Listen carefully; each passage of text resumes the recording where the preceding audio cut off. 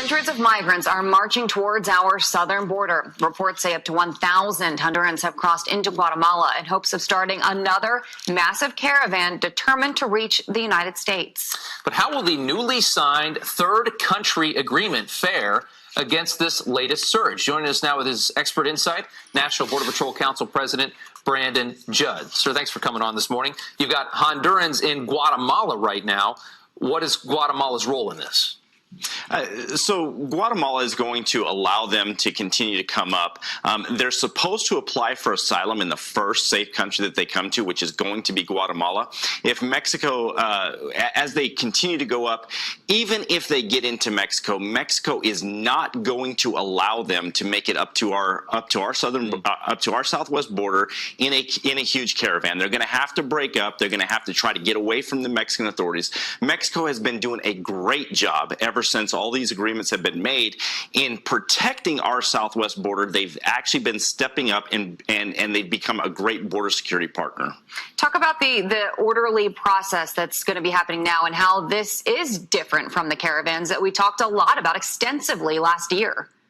Now, part of the agreements that we actually have ICE officers that are down on the ground. This has not happened before. They're actually helping the Guatemalan government. They're helping the Mexican government. They're in an advisory role. They're telling them what they need to do. All of these people that are now coming up, they're being advised and they're being told exactly what the process is going to be. That's the education that needs to take place to allow these people to make a decision on whether or not they want to continue to try to make it up to our southwest border. If they do, they're going to have to put themselves in the hands of smugglers, which is a very dangerous proposition, and they're being educated in that. All right, so the president is looking to move, what, $7.2 billion from the Pentagon budget to build more of the wall. And I want to ask you, I mean, there's the breakdown of the money. I want to ask you, how will this fare, and will this be fought pretty hard? I mean, he's already had success moving some of this money around, right? Yeah, the Democrats are going to use the same playbook that they've always used. Special interest groups are going to file lawsuits in the lower courts. They're going to try to hold it up as long as they possibly can. They know that they cannot win it once it goes to the higher courts. They know that they're going to lose it, but they're going to try to hold it up as long as they possibly can. The president ultimately is going to win. He's won in every single case that we've had so far. We're going to continue to build the walls. We're going to continue to hold out the criminal aliens. We're going to continue to get a hold on these opioids that are coming into the United States that are killing so many of our children. All right, Brandon Judd, thanks so much for your inside information. Have a good day. Always good to be with you. The border crisis continues in Del Rio. Over the past month, they are experiencing an increase in migrant traffic, while other sectors along the border are seeing fewer crossings. Eyewitness News reporter Vanessa Croy goes along with border agents to the hot spots. The number of people apprehended trying to cross into the U.S. is down all across the southwest border, except for the Del Rio sector. No one has seen the percentage increase that we have seen here in Del Rio sector, and so that's a red flag for me. That's something that's of concern. We rode along with agents as they took us into the field. And as soon as it gets dark, they start hiking as fast as they can. Where they're seeing the most activity. This crisis is not over for us. We're still in it. Officials say one reason is the cartel violence across the border in Mexico. Acuña is perceived as being safer. It has less of the cartel violence than, say, Nuevo Laredo or further south. Plus, agents say they've been able to speed up the processing of migrants because of programs like the Migrant Protection Protocols. So that word of mouth of, crossing Del Rio, it's safer and it's a little bit faster. It's kind of working as a draw to bring them in. And they are coming. So right here, you can actually see where there were several footprints of a group that crossed just this morning. In huge numbers. So just this year, we've had 41 different nationalities. We're seeing people from Haiti, people from Africa, we're seeing Chinese. Recently, we caught people from Bangladesh. And really what we're seeing is just this multitude of people coming. But the journey here is still dangerous. This is one of the spots that agents tell us the majority of family units are crossing, and looks can be deceiving. The water appears calm on the top of the dam, but it's easy to be swept away by the current. Because all it takes is a hole under the river, some rocks to trip on, and if you're carrying a small child, then that's a recipe for tragedy. Reporting on the U.S.-Mexico border, Vanessa Croy, KENS 5 Eyewitness News. A popular bakery in Liberty Station has closed suddenly over what the owners say was an immigration issue. NBC7's Nicole Gomez reports right now from Liberty Station. Well, all morning, customers have been coming up, so surprised to learn about the news, devastated that this place, Con Pene, is now closed. You can see there's no more tables here on the patio, and people have been leaving flowers just because they're so upset. The last of the bread from Con Pene Rustic Breads and Cafe being taken out for wholesale delivery today and tomorrow. But as of Wednesday afternoon, the only standalone cafe they have in Liberty Station is permanently closed. The owner and head baker, Catherine Perez, has not returned NBC7's request for comment, but their official Facebook page cited a I-9 audit by immigration authorities as the reason for the sudden shutter, saying that, quote, a discovery of a large number of unauthorized workers has so disrupted operations, we have had no choice but to close. The bakery first opened on Rosecrans in 1999 and then moved to Liberty Station in 2010. The closure has left many longtime loyal customers heartbroken. Flowers sit in front of the door as if it were a memorial. One customer even shed some tears over the news. I'm not kidding. I mean, I am sad. Sad. It's a local institution. Every morning, people would go there, have their coffee, get a breakfast. And I just wanted to drive by anyway because we love this place. And I just wanted to see for myself if it was really true. And sadly, it looks like it is.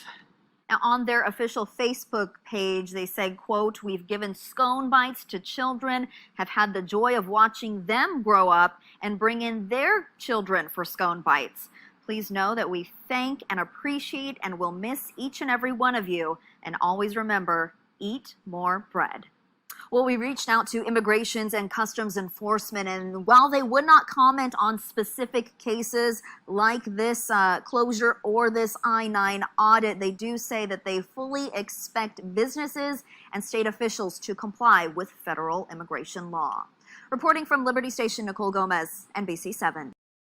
Laws in New York City under fire after a horrific attack. You're right, Brian. 21-year-old Riaz Khan is living in the country illegally and has been charged with the brutal murder of a 92-year-old woman.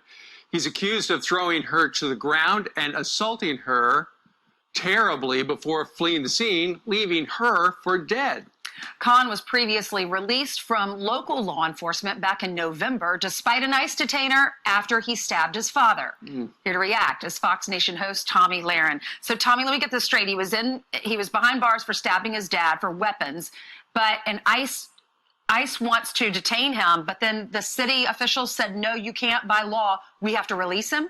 And then he did this to the 92-year-old lady? Well, that's exactly what you explained, is sanctuary cities and sanctuary states at work. And the question that needs to be asked to these Democratic leaders is, who is made safer by these sanctuary policies? It's certainly not the American people. And in fact, it's actually immigrant communities that suffer the most from sanctuary city policies, because these people, these criminal aliens, reoffend oftentimes in those communities, making them more dangerous. So that's the question that the leaders of New York, of course, here in California, need to be asked and need to answer, because the American people are being put at risk, and really anybody living in this country is at risk when you let criminal aliens walk the streets. Well, we have heard from Republican lawmakers here in New York State about how New York State is no longer as safe as it was before the criminal justice reform, where now we have this no bail thing. And, you know, there's a story here in New York City about how a guy reportedly, allegedly, has robbed a bank 6 times. And every time it's like, oh, he only robbed a bank. He didn't have a gun. He had a note, so we're going to let him out. But then with this sanctuary city stuff, you just express the frustration that a lot of people have. The mayor's office was asked about this situation, and they submitted this particular statement. They said, we mourn the family of Ms. Fuentes. If Mr. Khan is convicted, the city will cooperate with federal officials in accordance with local law. It is shameful that the Trump administration is politicizing this tragedy. Tommy, who is politicizing immigration?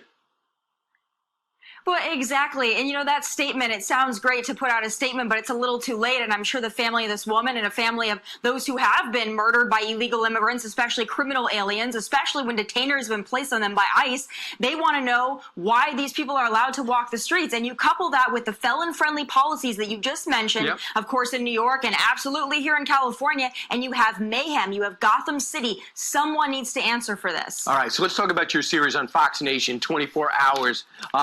You travel with ICE. Do you want to set up this clip? Yeah, let's take a look. I was here in Los Angeles. I did a ride along with our ICE agents right here in a sanctuary state, and you'll see the result.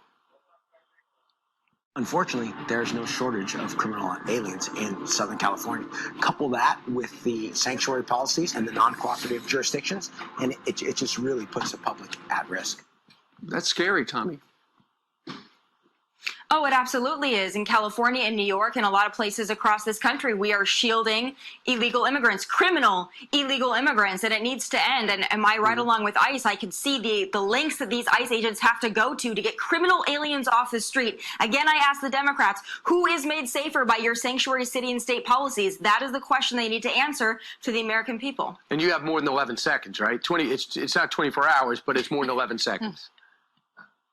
It absolutely is more than 11 seconds. I promise you that, Brian. That was just a tease. You can watch it all on Fox Nation. The latest episode is called 24 Hours. It's available now. Go to foxnation.com or download the app on your phone. All right, Tommy. Thank you very much for joining us from the West Coast. Tonight, vital information at stake. A new directive from New York State. Tonight, vital information at stake. A new directive from New York State warns police not to share DMV data with federal immigration authorities. Anytime one agency is told not to talk to another agency, we got a problem, Police chiefs say they simply had no choice but to sign that state order. Good evening, I'm Jenny Ryan. Thank you for joining us. Not signing that order would have meant losing access to key records from the state DMV. As Tanner Juvenville reports, many police leaders reluctantly say they signed that order. Tanner? And law enforcement leaders across the area told me tonight if they didn't sign the agreement, none of their officers would be able to run licenses or plates, which could put them and the public at risk. Yet advocates say this directive is vital in order to keep undocumented immigrants from being deported. When New York's new green light law went in effect last month, it allowed undocumented immigrants like this woman to get a driver's license. Now, the state is trying to prevent local police agencies from sharing DMV data like hers with federal immigration authorities. It just seems like a personal agenda got put in the middle of public safety. Gates Police Chief James Van Bretterode says he had to sign this agreement by 3 p.m. on Saturday or risk losing access to DMV data, which his officers rely on daily. The ability to be able to run a plate and see if it's stolen, or run a plate and see if the car is wanted, or to run somebody's license to see if they have a valid driver's license. The green light law says DMV data can't be shared with federal authorities like ICE and Customs and Border Protection. So I think having, especially the documents being signed by different law enforcement agencies, again, it's just some accountability model to put into place aside from just the legislation itself that just really upholds what the law already says. Advocates for the green light law, like Aman Abid, say the move is necessary. And any information that's willingly shared or at least exposed and accessed by law enforcement agents could possibly lead to, again, a detainment or a deportation. Now, that to me does not feel like public safety. This order from the state comes after controversial bail reform laws went in effect January 1st. Van Bretterode says the state is making law enforcement's job tougher than ever. This is going to come to a head, and at some point, law enforcement, I think, in New York State will push back against Albany like they've never seen before, and at some point, this needs to stop. A spokesperson for the state's criminal justice services says 59 police agencies across the state have not yet signed this agreement and will get DMV access restored if and when they do. We did reach out to the governor's office tonight for comment, but we did never hear back. Jenny? And construction on a private border wall continues in Mission just days after a judge lifted a temporary restraining order. CBS 4's Jelani Martinez joins us live from the construction site with an update on where they are with the project. Jelani. Nicole, Chris, I'm standing at the beginning of the border security system. As you look further, Fisher Industries has already built over half a mile. Now, we spoke with Tommy Fisher, president and CEO of the firm, says they're here to build a high-quality project in a quick and safe time frame. We set 40 feet at a time. It never stops. And we just keep pouring concrete, and we make our own concrete on site. Fisher Industries' border security system making progress in just 3 days. So by the end of the day, we'll be a little over a half a mile. And probably in a day, one more day after that, probably a mile, and then we're working our way. While there are residents who support the project, the concept of being able to have the border fence right on the edge of the river or close to it, and not having to divide the farmer's land into two sections, one on the south side of the border wall and one on the north side of the border fence. And it's a real problem for the agriculture and the farm people. the Cavazos family, who owns land right next to where the wall is being built, fear what this means for them. Our property is at the very end of their wall. The waters, the flood waters, will accelerate because at the end of an obstruction, it goes faster. So that means that where we're standing at right now, it's not going to be here the next major flood we have. All this is going to be gone. As it's happened before. And one of the reasons is because this is a meandering river, so when the river makes a turn, it actually accelerates the flow of the water. It did some damage, and we lost some property. Fisher says he will fix problems nearby landowners have. He expects the project to be completed in the next 2 weeks. Reporting live in Mission with complete Valley coverage, Jolani Martinez at CBS 4 Valley at 6. The Washington Post reports the president plans to take $7.2 billion from military construction and counter-narcotics programs and use it to build the border wall instead. Some lawmakers are concerned the move will be counterproductive. And do you think taking $3.5 billion from a military counter-drug program would be a problem? We need border wall, I can tell you that. Administration officials, including Defense Secretary Mark Esper, expressed support. The first priority of the DoD is protection of the homeland. So the southwest border is a security issue. Last year, President Trump did shift billions of dollars from the military to the border. Last month, a federal district court judge ruled that was a violation of the law. But construction continues while that ruling is appealed. Well, I'm concerned he's stealing from our military families and those who are on the front lines. Democratic lawmakers like California's Nanette Barragan and Mike Levin emphasize only Congress can decide how money is spent. I want to make sure that that money goes to where it's supposed to go. In a statement, the Office of Management and Budget confirmed the president is exploring ways to move more money to the southern border, but says the specifics of where that money will come from have not been decided on. In Washington, Alexandra Limon.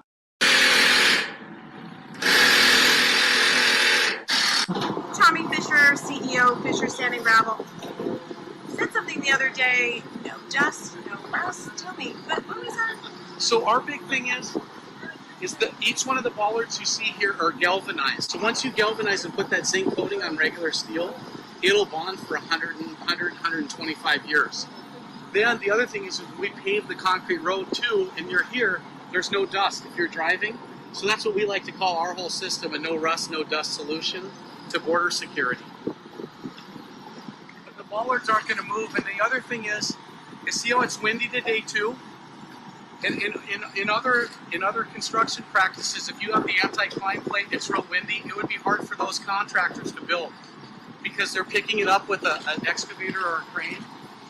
And then you can sort of see too, like here as the concrete's drying, here you can touch it. It's pretty hard.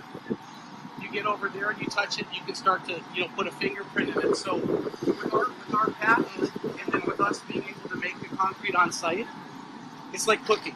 If you're a great chef and you cook the same way everyone wants to eat what you're cooking, same thing in construction. If you can make everything real consistent, we know exactly in an hour and 35 minutes we can pull a machine and move it down. So we get the use of the machine several times. So the machine that's holding 40 feet, it'll hold 40 feet 4 to 5 different times in a single shift. So one machine's doing 160 to 200 feet a day.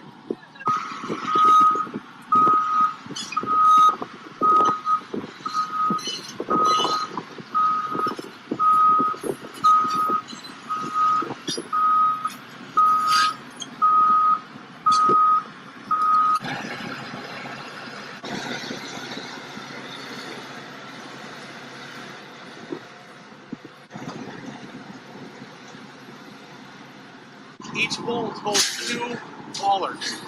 So when they come in, if these suck up and tight, this one bolt holds these 2. Then once the concrete's hard enough, we undo the bolts, turn these, and the machine walks out and goes picks up another 40 feet. So everywhere we go, we finish.